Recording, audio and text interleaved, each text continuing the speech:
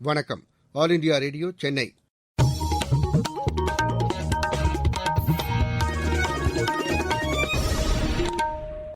மாநிலச் செய்திகள் வாசிப்பவர் ரெங்கநாதன். தலைப்புச் செய்திகள்: உயர்தரமான உயிர்காக்கும் சாதனங்களை வாங்குவதற்கு நிதியுதவி வழங்க வேண்டும் என்று மத்திய அரசிடம் தமிழக அரசு கோரிக்கை விடுத்துள்ளது. சொத்தில் பெண் குழந்தைகளுக்கு சமபங்கு உண்டு என்ற உச்சநீதிமன்ற தீர்ப்பு சமூக நீதியை காப்பாற்றும் விதமாக உள்ளது என்று முதலமைச்சர் திரு எடப்பாடி பழனிசாமி கூறியுள்ளார். தமிழகத்தில் கோவிட்-19 தொற்றிலிருந்து இதுவரை 2,50,680 பேர் குணமடைந்துள்ளதாக மக்கள் நல்வாழ்வுத்துறை தெரிவித்துள்ளது. இந்நோய் தொற்றுக்கான தடுப்பு மருந்தை கொள்முதல் செய்வது மற்றும் மக்களுக்கு தடுப்பு மருந்தை செலுத்தும்போது பின்பற்ற வேண்டிய நெறிமுறைகள் குறித்து இதற்கான நிபுணர் குழு இன்று ஆலோசனை நடத்துகிறது. பயணிகள் ரயில் சேவை மறு உத்தரவு வரும் வரை தொடர்ந்து ரத்து செய்யப்படுவதாக ரயில்வே அறிவித்துள்ளது. இனி விரிவான செய்திகள். உயர்தரமான உயிர்காக்கும் சாதனங்கள் வாங்குவதற்கு மத்திய அரசு தமிழகத்திற்கு நிதியுதவி வழங்க வேண்டும் என்று முதலமைச்சர் திரு எடப்பாடி பழனிசாமி வலியுறுத்தியுள்ளார். கோவிட்-19 தடுப்புப் பணிகள் தொடர்பாக நேற்று பிரதமர் திரு நரேந்திர மோடி கூட்டிய 10 மாநில முதலமைச்சர்களின் கூட்டத்தில் காணொலி காட்சி வாயிலாக பேசிய முதலமைச்சர் பல்வேறு கோரிக்கைகளை எடுத்துரைத்தார். 5,25,00,000 மூன்றடுக்கு முகக்கவசங்கள், 48,05,000 N95 முகக்கவசங்கள், 43,26,000 RT-PCR பரிசோதனை கருவிகள் ஆகியவற்றை கொள்முதல் செய்யவுள்ளதாக அவர் தெரிவித்தார். மாநிலத்தில் கோவிட்-19 தொடர்பான மருத்துவ சாதனங்கள் மற்றும் மருந்துகளை தயாரிக்கும் நிறுவனங்களுக்கு சிறப்பு ஊக்குவிப்பு சலுகைகள் அறிவிக்கப்பட்டுள்ளதாகவும் தற்போது 50 நிறுவனங்கள் உற்பத்தியை தொடங்கியுள்ளதாகவும் முதலமைச்சர் கூறினார்.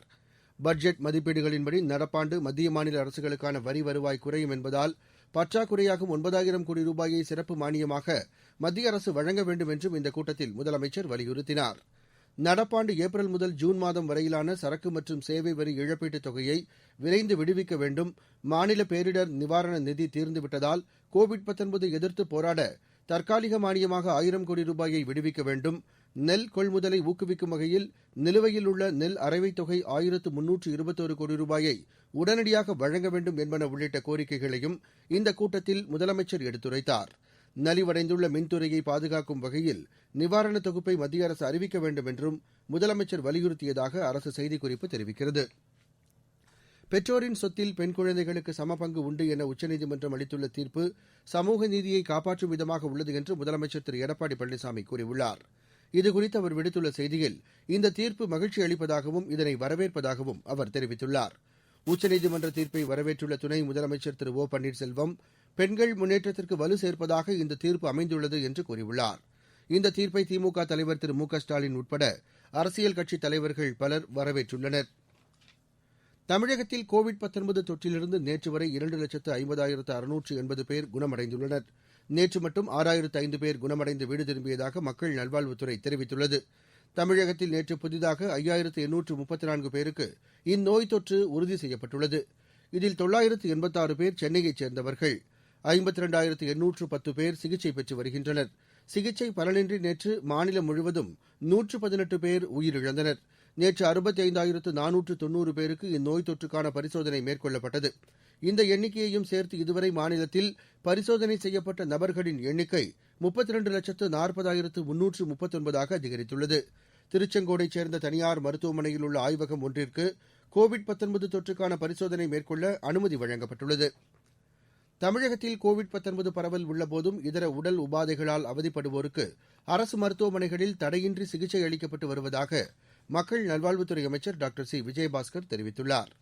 இதுகுறித்து அவர் விடுத்துள்ள அறிக்கையில் 24 மணி நேரமும் அவசர மருத்துவ சிகிச்சை அளிக்கப்படுவதாக கூறியுள்ளார். கடந்த மார்ச் மாதத்திலிருந்து நேற்று வரை மாநிலம் முழுவதும் 5,9,00,000 பேர் அரசு மருத்துவமனைகளில் புற நோயாளிகளாகவும் 27,30,000 பேர் உள் நோயாளிகளாகவும் சிகிச்சை பெற்றுள்ளதாக தெரிவித்துள்ளார். இதே காலகட்டத்தில் 1,80,000 பிரசவங்கள் பார்க்கப்பட்டுள்ளதாகவும் 68,479 பிரசவங்கள் அறுவை சிகிச்சை மூலமாக மேற்கொள்ளப்பட்டிருப்பதாகவும் அவர் கூறியுள்ளார். கோவிட்-19 தொற்று பரிசோதனையை அதிகரிக்க நடவடிக்கை எடுக்கப்பட்டுள்ளதாக பொது சுகாதாரத்துறை இயக்குநர் திரு செல்வ விநாயகம் தெரிவித்துள்ளார். அரியலூர் மாவட்டத்தில் மேற்கொள்ளப்பட்டு வரும் கோவிட்-19 தடுப்பு நடவடிக்கைகளை ஆய்வு செய்த அவர் அரியலூர் பேருந்து நிலையத்தில் அமைக்கப்பட்டுள்ள சிறப்பு மருத்துவ முகாமில் வழங்கப்படும் சிகிச்சை குறித்தும் கேட்டறிந்தார். பின்னர் செய்தியாளர்களிடம் பேசிய அவர் இம்மாவட்டத்தில் காய்ச்சல் அதிகமுள்ள இடங்களை கண்டறிந்து சுகாதாரத்துறை சார்பில் மருத்துவ முகாம் நடத்தப்படுகிறது என்றார். கோவிட்-19 தொற்று பரிசோதனைகளை இன்னும் அதிகமாக மேற்கொள்ள அரசு அறிவுறுத்தியுள்ளதாகவும் அவர் தெரிவித்தார். நாட்டில் கோவிட்-19 தொற்றுக்கு உயிரிழப்போர் விகிதம் 2%க்கும் கீழே குறைந்துள்ளதாக மத்திய சுகாதாரத்துறை அமைச்சகம் தெரிவித்துள்ளது. புதுதில்லியில் நேற்று செய்தியாளர்களிடம் பேசிய அத்துறையின் செயலாளர் திரு ராஜேஷ் பூஷன், முதல் முறையாக உயிரிழப்போர் விகிதம் 1.99 விழுக்காடாக சரிந்துள்ளது என்றார். நாடு முழுவதும் நேற்று வரை 2,52,00,000 கோவிட்-19 தொற்றுக்கான பரிசோதனைகள் மேற்கொள்ளப்பட்டுள்ளதாக அவர் கூறினார். 10 லட்சம் பேரில் 18,320 பேருக்கு இப்பரிசோதனைகள் மேற்கொள்ளப்படுவதாகவும் அவர் தெரிவித்தார். நோய் தொற்றிலிருந்து குணமடைந்தோர் எண்ணிக்கை இந்த வாரம் 15 லட்சத்தை கடந்ததாகவும் 6,39,929 பேர் சிகிச்சை பெற்று வருவதாகவும் அவர் கூறினார். சிகிச்சை பலனின்றி 45,257 பேர் உயிரிழந்து விட்டதாகவும் திரு ராஜேஷ் பூஷன் தெரிவித்தார். கோவிட்-19 தொற்றுக்கான தடுப்பு மருந்தை கொள்முதல் செய்வதில் பின்பற்ற வேண்டிய நெறிமுறைகள் மற்றும் அதனை பொதுமக்களுக்கு செலுத்தும்போது பின்பற்ற வேண்டிய வழிமுறைகள் தொடர்பாக ஆராய நித்தி ஆயோக் உறுப்பினர் டாக்டர் வி கே பால் தலைமையிலான தடுப்பு மருந்துக்கான நிபுணர் குழு இன்று ஆலோசனை நடத்தவுள்ளது. இதனை மத்திய சுகாதாரத்துறை அமைச்சகம் தெரிவித்துள்ளது. கோவிட்-19 தொற்றுக்கு எதிரான தடுப்பு மருந்தை கண்டுபிடிக்கும் முயற்சியில் உலகம் முழுவதும் பல்வேறு நாடுகள் ஈடுபட்டுள்ளன. இந்தியாவில் உருவாக்கப்பட்டுள்ள இந்நோய் தொற்றுக்கான 3 தடுப்பூசிகள் பல்வேறு கட்ட சோதனையில் தற்போது உள்ளன என்று இந்திய மருத்துவ ஆராய்ச்சி குழுமம் தெரிவித்துள்ளது. ஹைதராபாத்தைச் சேர்ந்த பாரத் பயோடெக் நிறுவனமும் சைடஸ் கேடிலா நிறுவனமும் உருவாக்கியுள்ள தடுப்பூசி முதல் கட்ட பரிசோதனை முடிந்து 2வது கட்ட சோதனையில் ஈடுபடுத்தப்பட உள்ளது. ஆக்ஸ்போர்ட் பல்கலைக்கழகத்தின் தடுப்பூசியும் இந்தியாவில் பரிசோதிக்கப்பட்டு வருவதாக இந்திய மருத்துவ ஆராய்ச்சி குழுமத்தின் தலைமை இயக்குநர் திரு பல்ராம் பார்கவா தெரிவித்துள்ளார். நீங்கள் கேட்டுக் கொண்டிருப்பது ஆல் இண்டியா ரேடியோவின் மாநில செய்தி அறிக்கை.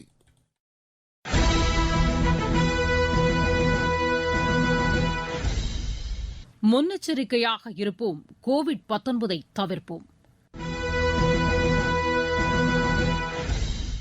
சோப்பை பயன்படுத்தி அடிக்கடி கைகளை கழுவ வேண்டும். கைகளை கழுவாமல் கண், மூக்கு மற்றும் வாய்ப்பகுதியை தொட வேண்டாம். பொது இடங்களில் எச்சில் துப்ப வேண்டாம். இருமல், தும்மல் வரும்போது கைக்குட்டை அல்லது டிஷ்யூ பேப்பரால் வாய்ப்பகுதியை மூட வேண்டும். காய்ச்சல் மற்றும் சுவாச கோளாறு ஏற்பட்டால் மருத்துவரை அணுக வேண்டும். முகக்கவசத்தை அணிந்து கொண்டு மருத்துவரை சந்திக்க வேண்டும். காய்ச்சல் மற்றும் இருமலால் பாதிக்கப்படுவோர் பிறருடன் நெருங்கி பழகுவதை தவிர்க்க வேண்டும். கோவிட்-19 தொடர்பான கூடுதல் தகவல்களை பெற தேசிய அளவில் 1075 மற்றும் 011-2397-8046 என்ற தொலைபேசி எண்ணையும், மாநில அளவில் 0429510500 என்ற எண்ணையும் தொடர்பு கொள்ள வேண்டும். புதுதில்லி எய்ம்ஸ் மருத்துவமனையில் இதுகுறித்த தகவல்களை வழங்குவதற்காக 9918-76591 என்ற எண் அறிவிக்கப்பட்டுள்ளது. NCOV2019@gov.in என்ற மின்னஞ்சல் மூலமாகவும் கோவிட்-19 குறித்த தகவல்களை அறிந்து கொள்ளலாம்.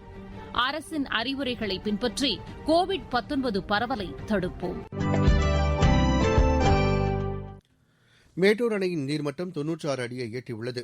அணைக்கு நேற்று காலை வினாடிக்கு 80,000 கன அடி தண்ணீர் வந்த நிலையில் நேற்று மாலை அது 40,000 கன அடியாக குறைந்தது. டெல்டா பாசனத்திற்காக 10,000 கன அடி தண்ணீர் திறந்துவிடப்பட்டுள்ளது. தமிழக கர்நாடக எல்லையான பிலிகுண்டுலுவில் காவிரி ஆற்றில் 35,000 கன அடி தண்ணீர் வந்து கொண்டிருக்கிறது. இதனிடையே ஈரோடு மாவட்டம் சத்தியமங்கலம் அருகே உள்ள பவானிசாகர் அணையின் நீர்மட்டம் அதன் முழு கொள்ளளவை எட்டும் நிலையில் உள்ளதால் பவானி ஆற்றின் கரையோரம் வசிக்கும் மக்களுக்கு வெள்ள அபாய எச்சரிக்கை விடப்பட்டுள்ளது. கேரள மாநிலம் மூணாறில் ராஜமலையில் ஏற்பட்ட நிலச்சரிவில் காணாமல் போன 14 பேரை தேடும் பணியில் தேசிய பேரிடர் மீட்புப் படையினர் தொடர்ந்து ஈடுபட்டுள்ளதாக அந்த படையின் தலைமை இயக்குநர் திரு சத்யநாராயண் பிரதான் தெரிவித்துள்ளார். நிலச்சரிவு ஏற்பட்ட இடத்திலிருந்து நேற்று வரை 53 பேரின் சடலங்கள் மீட்கப்பட்டுள்ளன. பயணிகள் ரயில் சேவை மறு உத்தரவு வரும் வரை தொடர்ந்து ரத்து செய்யப்படுவதாக ரயில்வே துறை அறிவித்துள்ளது. கோவிட்-19 பாதிப்பு மற்றும் ஊரடங்கு காரணமாக இம்மாதம் 15ஆம் தேதி வரை அனைத்து எக்ஸ்பிரஸ் ரயில்கள், மெயில் மற்றும் புறநகர் ரயில்கள் ரத்து செய்யப்பட்டிருந்தன. இந்நிலையில் இந்த ரயில் சேவைகள் மறு உத்தரவு வரும் வரை தொடர்ந்து ரத்து செய்யப்படுவதாக தெரிவிக்கப்பட்டுள்ளது. எனினும் தற்போது இயங்கிக் கொண்டிருக்கும் 230 சிறப்பு ரயில் சேவைகள் தொடரும் எனவும் ரயில்வே அமைச்சகம் தெரிவித்துள்ளது. சென்னை, மும்பை உள்ளிட்ட கனமழை பாதிப்புக்கு ஆளாகக்கூடிய விமான நிலையங்களில் சிறப்பு ஆய்வு மேற்கொள்ளப்பட இருப்பதாக சிவில் விமான போக்குவரத்துத்துறை தலைமை இயக்குநரகம் தெரிவித்துள்ளது. கடந்த சில தினங்களுக்கு முன் கோழிக்கோடு விமான நிலையத்தில் ஏர் இண்டியா எக்ஸ்பிரஸ் விமானம் விபத்திற்குள்ளான சம்பவத்தை அடுத்து இந்த நடவடிக்கை மேற்கொள்ளப்படுவதாக அந்த இயக்குநரகத்தின் உயரதிகாரி ஒருவர் தெரிவித்துள்ளார். முன்னாள் குடியரசுத் தலைவர் திரு பிரணாப் முகர்ஜியின் உடல்நிலை கவலைக்கிடமாக உள்ளதென தில்லி ராணுவ மருத்துவமனை தெரிவித்துள்ளது. 84 வயதாகும் திரு பிரணாப் முகர்ஜியின் மூளையில் ஏற்பட்ட இரத்த உறைவு காரணமாக நேற்று முன்தினம் அவர் இந்த மருத்துவமனையில் அனுமதிக்கப்பட்டார். இந்த பாதிப்பை சரிசெய்ய அறுவை சிகிச்சை செய்யப்பட்ட நிலையில் அவருக்கு கோவிட்-19 தொற்று பாதிப்பும் உறுதி செய்யப்பட்டது. இதற்கிடையே மருத்துவமனை நிர்வாகம் நேற்று வெளியிட்டுள்ள அறிக்கையில் அறுவை சிகிச்சைக்கு பிறகு திரு பிரணாப் முகர்ஜியின் உடல்நிலை கவலைக்கிடமான நிலையில் இருப்பதாகவும் அவருக்கு செயற்கை சுவாசம் அளிக்கப்பட்டு வருவதாகவும் தெரிவிக்கப்பட்டுள்ளது. திரு பிரணாப் முகர்ஜி விரைந்து குணமடைய இறைவனை பிரார்த்திப்பதாக தமிழக முதலமைச்சர் திரு எடப்பாடி பழனிசாமி தமது டுவிட்டர் பதிவில் தெரிவித்துள்ளார். உலக யானைகள் தினம் இன்று கொண்டாடப்படுகிறது. யானைகளை பாதுகாப்பதன் அவசியம் குறித்து மக்களிடையே விழிப்புணர்வை ஏற்படுத்த இந்நாள் கொண்டாடப்படுவதாக எமது செய்தியாளர் தெரிவிக்கிறார். காடுகள் பரவுவதற்கு முக்கிய காரணமாக திகழ்வதாக கருதப்படும் யானைகளை பாதுகாப்பதோடு இது குறித்து விழிப்புணர்வு ஏற்படுத்தும் வகையில் ஆண்டுதோறும் ஆகஸ்ட் 12ஆம் தேதி யானைகள் தினம் உலகெங்கும் கொண்டாடப்படுகிறது. தமிழகத்தில் ஆசிய யானைகள் அதிக அளவு வாழ்வதாக கூறப்படும் முதுமலை புலிகள் காப்பகத்தில் இன்று சர்வதேச யானைகள் தினத்தையொட்டி முதுமலை, தெப்பக்காடு, பாம்பேக்ஸ் மற்றும் அபியாரண்யம் முகாமில் பராமரிக்கப்படும் யானைகளுக்கு கரும்பு, பழம், சத்து உருண்டைகள் என பல்வேறு வகையான சிறப்பு உணவுகள் வழங்கப்பட உள்ளது.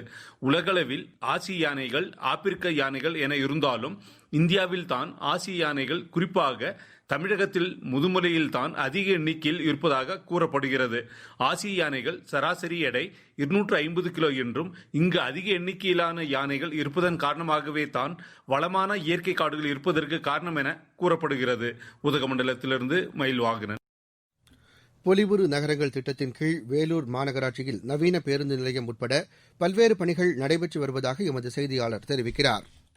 ஸ்மார்ட் சிட்டி திட்டத்தின் கீழ் வேலூர் மாநகராட்சி பகுதியில் ரூபாய் 1000 கோடி மதிப்பீட்டில் பல்வேறு பணிகள் நடைபெற்று வருகிறது. அதில் குறிப்பாக வேலூர் மாநகராட்சி பகுதியில் 74 அங்கன்வாடி மையங்கள் ரூபாய் 9 கோடி 67 லட்சம் மதிப்பில் கட்டப்பட்டு வருகின்றன. அதில் 47 அங்கன்வாடி மையங்கள் கட்டி முடிக்கப்பட்டுள்ளன. மீதமுள்ள கட்டிடப் பணிகள் தற்போது நடைபெற்று வருகின்றன. மேலும் வேலூர் புதிய பேருந்து நிலையத்தில் ரூபாய் 48 கோடி மதிப்பீட்டில் அதிநவீன வசதியுடன் கூடிய 70 பேருந்துகள் நிற்கக்கூடிய வகையிலும் பயணிகள் காத்திருப்பு அறை, முதல் தளத்தில் வணிக வளாகம், தானியங்கி வசதி, கழிப்பறை வசதியுடன் கூடிய மிகப்பெரிய பேருந்து நிலையம் அமைக்கப்பட்டு வருகிறது. மேலும் ரூபாய் 11 கோடி மதிப்பீட்டில் 42 கார் மற்றும் 1000 இருசக்கர வாகனங்கள் நிறுத்தும் பல அடுக்கு வாகன நிறுத்துமிடமும் கட்டப்பட்டு வருகிறது. மாநகராட்சி பகுதியில் உள்ள அனைத்து தெருக்களிலும் 30 கோடி மதிப்பீட்டில் LED விளக்குகள் அமைக்கும் பணியும் நடைபெற்று வருகிறது. வேலூர் மாநகராட்சி பகுதியில் மின் தேவையை பூர்த்தி செய்யும் அளவிற்கு ரூபாய் 13 கோடி 24 லட்சம் மதிப்பீட்டில் சூரிய ஒளி மின் திட்டம் நடைமுறைப்படுத்த திட்டம் வகுக்கப்பட்டு அதற்கான பணிகளும் நடைபெற்று வருகின்றன. தற்போது நடைபெற்று வரும் இந்த பணிகள் அடுத்த ஆண்டு இறுதிக்குள் முடிக்க மாநகராட்சி நிர்வாகம் நடவடிக்கை எடுத்துள்ளது. வேலூரில் இருந்து மோகன். இருவரிச் செய்திகள். சர்வதேச அளவில் கோவிட்-19 தொற்றால் பாதிக்கப்பட்டோர் எண்ணிக்கை 1,99,36,210 அதிகரித்துள்ளது. ஆப்கானிஸ்தானில் நங்கர்ஹார் மாகாணத்தில் தாலிபான் தீவிரவாதிகள் நடத்திய தாக்குதலில் காவல்துறையினர் 6 பேர் உயிரிழந்தனர். காங்கிரஸ் கட்சியின் தலைமையிடம் தாம் எந்தவொரு கோரிக்கையையும் முன்வைக்கவில்லை என்று ராஜஸ்தான் முன்னாள் துணை முதலமைச்சர் திரு சச்சின் பைலட் கூறியுள்ளார். இந்திய விமானப்படைக்கு 106 பயிற்சி விமானங்களை கொள்முதல் செய்வதற்கு பாதுகாப்பு கொள்முதல் கவுன்சில் ஒப்புதல் வழங்கியுள்ளது. ரஷ்யாவில் ஆற்றில் குளித்தபோது நீரில் மூழ்கி உயிரிழந்த தமிழகத்தைச் சேர்ந்த மருத்துவ மாணவர்கள் 4 பேரின் உடலை தாயகத்திற்கு கொண்டு வருவதற்கான ஏற்பாடுகளை வெளியுறவுத்துறை செய்து வருகிறது. நெய்வேலி NLC நிறுவனத்தில் பணிபுரியும் ஒப்பந்த ஊழியர்களுக்கு ஊதிய உயர்வு வழங்கும் ஒப்பந்தம் கையெழுத்தாகியுள்ளது. காஞ்சிபுரத்தை அடுத்த மகரால் செய்யாற்றில் அனுமதியின்றி மணல் அள்ளியதாக 5 லாரிகளை காவல்துறையினர் பறிமுதல் செய்தனர். நாமக்கல் மாவட்டத்தில் அரசு தோட்டக்கலை பண்ணை அமைப்பதற்கான இடத்தை தேர்வு செய்வதற்காக அரசு கலைக்கல்லூரி அருகில் உள்ள பகுதி மற்றும் பேளுக்குறிச்சி ஆகிய இடங்களை மாவட்ட ஆட்சியர் திரு மெகராஜ் நேற்று பார்வையிட்டு ஆய்வு செய்தார். நீலகிரி மாவட்டத்தில் கனமழையால் மண் சரிவு ஏற்பட்ட எமரால்டு பகுதியை நேற்று பார்வையிட்ட மாவட்ட ஆட்சியர் திருமதி இன்னசென்ட் திவ்யா அங்குள்ள முகாம்களில் தங்க வைக்கப்பட்டுள்ள மக்களுக்கு நிவாரண உதவிகளை வழங்கினார். மீண்டும் தலைப்புச் செய்திகள். உயர்தரமான உயிர்காக்கும் சாதனங்களை வாங்குவதற்கு நிதியுதவி வழங்க வேண்டும் என்று மத்திய அரசிடம் தமிழக அரசு கோரிக்கை விடுத்துள்ளது. சொத்தில் பெண் குழந்தைகளுக்கு சமபங்கு உண்டு என்ற உச்சநீதிமன்ற தீர்ப்பு சமூக நீதியை காப்பாற்றும் விதமாக உள்ளது என்று முதலமைச்சர் திரு எடப்பாடி பழனிசாமி கூறியுள்ளார். தமிழகத்தில் கோவிட்-19 தொற்றிலிருந்து இதுவரை 2,50,680 பேர் குணமடைந்துள்ளதாக மக்கள் நல்வாழ்வுத்துறை தெரிவித்துள்ளது. இந்நோய் தொற்றுக்கான தடுப்பு மருந்தை கொள்முதல் செய்வது மற்றும் மக்களுக்கு தடுப்பு மருந்தை செலுத்தும்போது பின்பற்ற வேண்டிய நெறிமுறைகள் குறித்து இதற்கான நிபுணர் குழு இன்று ஆலோசனை நடத்துகிறது. பயணிகள் ரயில் சேவை மறு உத்தரவு வரும் வரை தொடர்ந்து ரத்து செய்யப்படுவதாக ரயில்வே அறிவித்துள்ளது. இத்துடன் இந்த செய்தி அறிக்கை நிறைவடைந்தது. எமது செய்திகளை உடனுக்குடன் அறிந்து கொள்ள AIR News_ சென்னை என்ற ட்விட்டர் பக்கத்திலும் செய்தி தொகுப்புகளை all India radio news Chennai என்ற யூடியூப் சேனலிலும் அறிந்து கொள்ளலாம்.